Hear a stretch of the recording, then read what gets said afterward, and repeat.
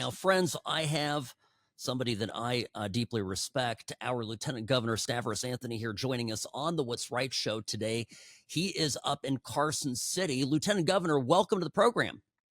Hey, thanks for having me, Sam. Good to be with you, and you're a great American, so let's keep going. Well, I appreciate you saying that. It means a lot coming from you. So, what the HE double hockey sticks happened last night with those Democrats up in Carson City? I saw your tweet this morning, woke up to it.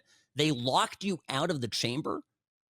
Yeah, it was pretty amazing what they did. So, just to give you a little background, as Lieutenant Governor, I'm the president of the Senate. So, during the last 180 days, whenever we have a floor session, I would preside over the Senate to make sure that we have decorum, the rules are followed, they're not throwing chairs at each other, just to make sure things are going okay. So normally what happens is when they're getting ready for a floor session, there's a bell that rings in the legislative building, let everybody know that there's about 10 minutes and we're going to start the floor session. And people go over there and get ready. So during the last session and during this session, that would happen. I would get to the Senate. I'd take my seat in the front. People were getting their paperwork taken care of. I was looking over the agenda. Sometimes it'd take another 20 minutes just to even get ready. So last night, which was sine die, the legislature ends at midnight. It was around 20 minutes, 15 minutes before midnight. The bell rings. I'm in the building. So I get my stuff together out of my office. I walk down to the Senate chambers, and the door's locked. And the president pro tem, who is Senator Don Darrell Lute, is presiding over the Senate. And I'm looking around going, what the heck's going on? So I look through the door, I look through the window, they see me, and I'm waiting for them to recess so they could let me in to preside over the Senate. Well, they didn't. And they just continued on. And the only reason they were doing that is because they wanted to speed it up, break some rules in order to get their lousy legislation passed at the last minute. That's the only reason they would do that. So I waited, and eventually the Senate Republicans, specifically Senator Ira Hansen, stood up and said, "Hey, point of order, I object to this. The lieutenant governor is outside the door. He's the presiding officer. We need to allow him in." And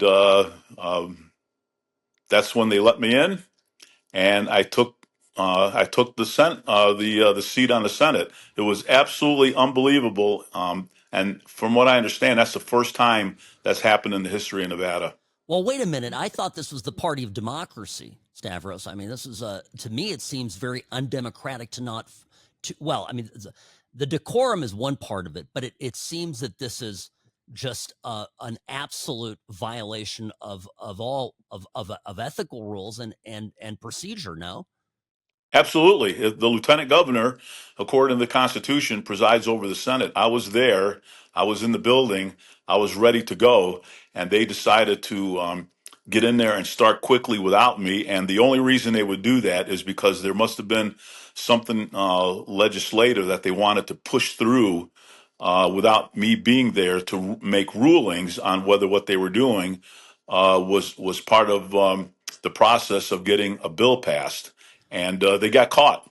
I mean, if I had waited another 10 minutes to get down there, then they would have succeeded, and it would have been terrible for the legislature in Nevada. But I got there on time, like I normally do, and they had already started. It was absolutely amazing that they would do something like that. They basically took over the Senate unconstitutionally and decided to do business without me. And that's it's absolutely disgraceful and shameful that they would do that.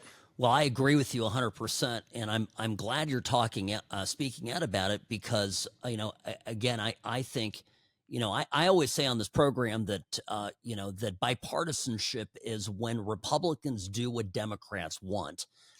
It never goes the other way. And it's, and unfortunately, right, what they want us to do is compromise with them and show them grace and favor. But when they have just a little bit of power, just a little, an extra few, seats in the chamber, they want to take control of everything. And Constitution and procedure and good vibes be damned. So I'm glad you're speaking out about this. It's a hugely important issue, and I'm sorry this happened to you. And I know that we as Nevadans can do better. Absolutely. And I think what the Democrats, senators decided to do is use the playbook that's done in Washington, D.C., which is break the rules, destroy decorum in order to get what they want done in order to gain more power. And that's what they were doing last night. And I'm glad I was able to stop it. And I appreciate all the senators standing up and supporting me on the Republican side. Absolutely.